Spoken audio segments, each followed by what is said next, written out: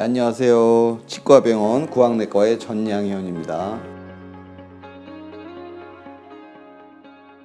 누군가는 그리고 언젠가는 했어야 하고 해야 할 일을 제가 했을 뿐이에요. 그런데 이제 오히려 이렇게 상까지 줘가지고 좀 더 당황스럽기도 하고 그러네요. 사실은 저랑 같이 한 동료들이 있는데 그 동료들도 같이 받아야 되고, 그다음에 이건 이제 개인이 받는 게 아니라 사실은 치과계 전체가 받아야 될 상이라고 저는 생각합니다. 국가고시가 그전에는 지필고사로 해서 필기시험 하루에 이제 계속 봤었는데, 이제 실기시험이 생겼는데 실기시험도 두 가지로 나뉩니다. 결과평가는 우리가 어떤 치료를 한 그 결과를 평가하는 거고, 과정평가는 환자, 표준화 환자가 있어요. 모의 환자를 상대로 환자와 이제 학생이 주고받는 대화라든가 과정이라든가 이런 걸 하면서 평가를 좀 종합적으로 할 수 있는 시스템인 거예요. 이 과정평가는 대한민국의 독특한 시스템입니다. 전 세계적으로 저희가 치과계 이제 선도 그룹으로 되고 있지만은 실제로 이런 걸 시스템을 구축함으로써 세계 최초의 시스템을 구축한 걸로 생각하시면 될 것 같아요. 우리가 치아, 잇몸 이렇게 딱딱 구분 지어진 구조나 그 형태를 장기를 다루는 게 아니라 구강과 연관된 전신, 이런 상호 관련된 질환에 대해서 이제 연구하고 치료하는 게 저희 분야이기 때문에 이런 데 저희가 좀 매력을 느끼고 있고요. 특히 아직 이제 좀 새로운 분야이기 때문에 새롭게 개척해야 될 부분들이 많아요. 이런 게 또 커다란 이제 매력 포인트가 되는 것 같고, 할 일이 많다는 거는 또 기분 좋을 일도 많다는 얘기인 것 같아요.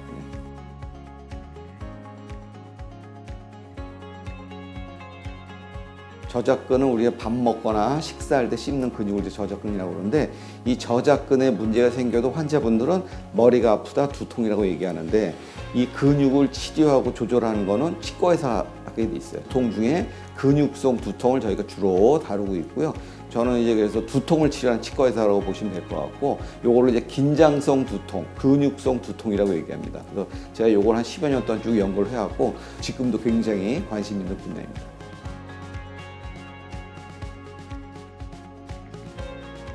요즘에 평균 수명이 늘잖아요. 구체적으로 나이가 들면 입이 마릅니다. 침이 적게 나와요. 침이 적게 나오면 입안에 상처가 쉽게 생겨. 상처가 쉽게 생기면 상처가 잘 아물지 않아. 이런 기본적인 걸 이해를 하셔야 되는데, 자기 젊었을 때만 생각을 하시고 이제 무리를 많이 해요. 구체적인 예로 양치 같은 거, 이 닦는 거 많이 한다고 좋은 게 아닙니다. 나이 들면 오히려 점막을 보호해야 되는 거예요. 구강도 깨끗하고 닦고 이 열심히 닦고 많이 닦고 오래 닦고 좋은 게 아니고, 환자분 상태에 맞게 조절을 받으시면서 하셔야 된다. 이런 말씀 꼭 드리고 싶습니다.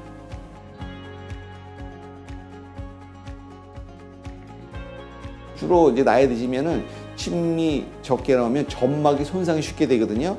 그러면 가능한 한 치아 중심적으로 닦아야 돼요. 젊었을 때 치아도 닦고 잇몸도 닦고 막 혀도 닦고 그러는데, 나이 들면 그런 거는 피해 주셔야 됩니다.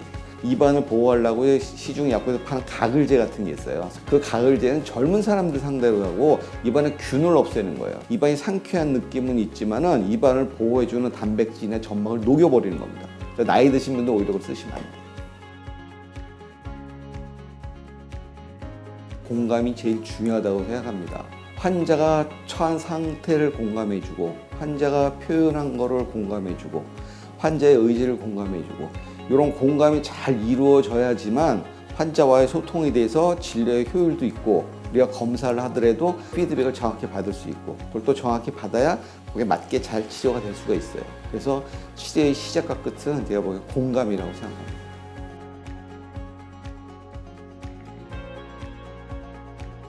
근데 멀리 이제 통영에서 엄마랑 딸이 이렇게 같이 한 달에 한 번씩 와요. 근데 안타깝게도 그 딸이 장애가 있으셔.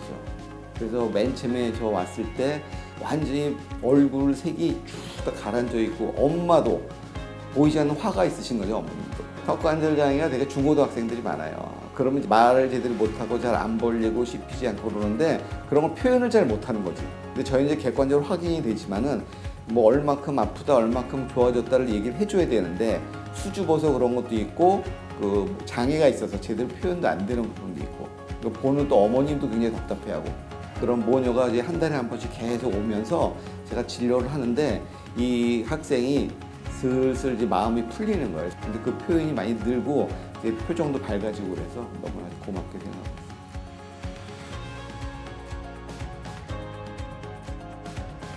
저희는 이제 다른 사람을 도와줄 수 있는 사람이에요, 사실은. 저희가 줄 수 있는 능력을 혼자 가지고 있는 게 중요한 게 아니라 같이 나누는 게 중요하다고 생각하고 있습니다. 치과 의사는 사회적인 공인입니다. 사회적인 공인은 사회적인 책임이 있어요. 우리가 환자를 접할 때 항상 제일 중요한 건 좀 뭐라고 얘기하냐면 존중을 해야 된다. 결국 환자를 존중해 주는 게 나도 존중받는 거고 서로가 좋아지는 거고 이렇게 할 때 우리가 좋은 방향으로 갈 수 있다는 생각이 많이 듭니다. 그래서 후배들한테 꼭 해주고 싶은 얘기가 환자를 존중해 줘라.